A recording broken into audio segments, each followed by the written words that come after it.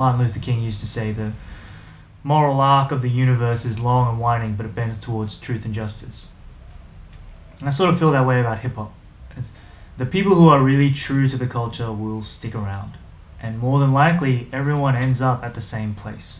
Because it's like an evolution of your own journey that ends in a similar mindset regarding how they interpret the culture. How long it takes to get to that place is then everyone's, difference.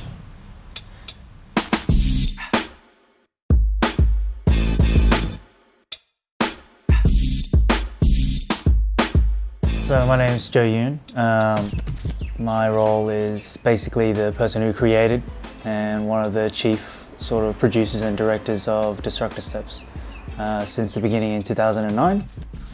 I'm a b-boy first. I represent 143 Liverpool Street, Amelia. So back in 2009, I had just completed a summer scholarship internship, vocational thing at uni, because I studied science. And from that, I had a bit of money from that, and I wanted to do something for the community that has, really helped me a lot in terms of, friendships and being able to express myself and learning so much. There was a lot that I, gained from this culture, and specifically from the community here. At the time, I think we never had an international guest come to Australia to compete. It was always as a guest judge. And you only ever saw them dance maybe once or twice because of the judges' show, or maybe if they stepped in the cypher, which usually they didn't. And so I thought, why not bring them but have them battle and really see if at the time how far we matched up to the sort of international standard of dances around the world. So I reached out to friends in Korea that I had, and we invited them over, and that was the birth of the first Destructive Steps in 2009, which we had 2 members from Gamblers Crew and 1 member from TG Breakers, and they competed against the Australian locals, and I think it was the first time Australia got to see how they matched up in a fair playing field, and that was sort of the birth and the start of it all.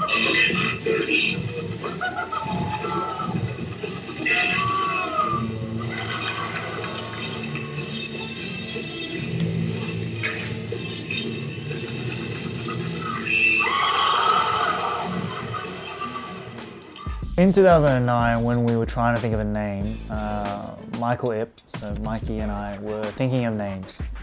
We came up with a lot of cornier names and sillier names and things that I think back to now that we really probably are glad that we never used. The name actually came from Jono, Jonathan Henry. He's a good friend of mine. He's from New Zealand. He's in Common Ground and Liverpool Street and Raw. And he said he always wanted to name a jam, like an event, Destructive Steps. And I think for some reason that name just stuck with us. We thought, oh, it sounds really good because we're bringing the world's best here, and it's they're gonna really destroy everyone. Or we may take it to them. But whatever will happen, everyone's gonna bring their A game. And we just thought that was a good name, had a nice ring to it. And now, after 7 years, it seems like it's really the name that we can't really live without now. Hi, my name is Alice Tauv. I'm Vice President and Treasurer of the Destructive Steps team. Hey, I'm Bonnie. So I'm the Secretary of the DS team, and both Alice and I, we manage the popping side of Destructive Steps. Perfect music.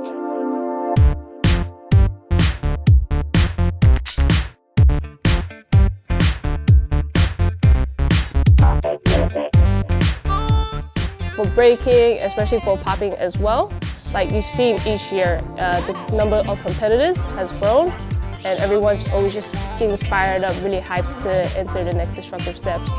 So I think it has made a really great impact on the scene to really just keep going, keep training, just pretty much keep dancing. And so this year we wanted to focus a bit more on popping. And obviously with this year, with the world qualifiers happening, and I think having a defending champion locally from last year for the breaking,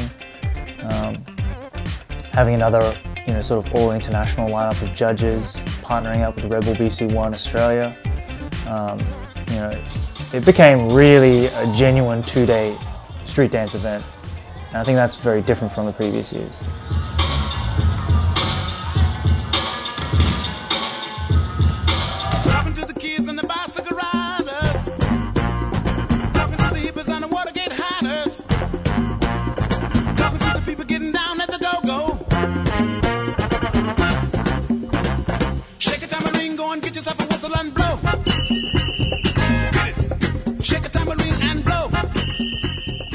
What I think sets Disruptive Steps apart from any other jam in Australia is pretty much it really brings everyone together, especially all the breakers in every part of the country, pretty much from Victoria, South Australia, West Australia, Gold Coast as well. Everyone's at that jam, and the point is not to win, it's everyone just coming together and having a fun time.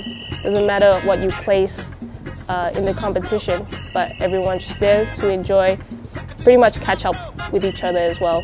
People you don't ever see for a while. Yeah, so it's just pretty much just a whole community of Australian street dancers just coming together, and I think that's pretty cool. Now it's not really just me doing it, which is really good, because I think it was really hard to do it by myself, especially now how big the event is. So we have people like Bonnie and Alice. They're kind of like my left and right hands in a sense. They really do a lot of the admin work, and they take care of all the popping stuff. They do a lot of the running around. And then people like James and Mikey, the three of us are sort of the ones that really direct the jam. And we constantly stay in contact and talk about the direction of the event, what we want to do, what we want to try. Wei Wei is our designer. He does all our media. And he's been doing all of our media since probably Disruptive Steps 3, I think. So he's been with us for a long time now, almost 5 years, doing all of our media, all of our posters, tickets, certificates. Anything that's designed and put out there to the public by us is done by him. And then JC, who does our web. So that's actually a very new addition to this year only. We've started using it, and we're going to use it more and use that to really enhance the sort of customer service interface for how people interact with our jam and how people take information in. And hopefully we can make the website even more useful and more valuable to the event as we go along. And then we have Jay, who not only does he run crossover, but then he also does have a little bit of input into every part of the jam, not just the workshops, but also like who we bring, why we bring, where we go. And I value his input and opinion a lot, because he has a lot of experience, and he and I were there at the very first one.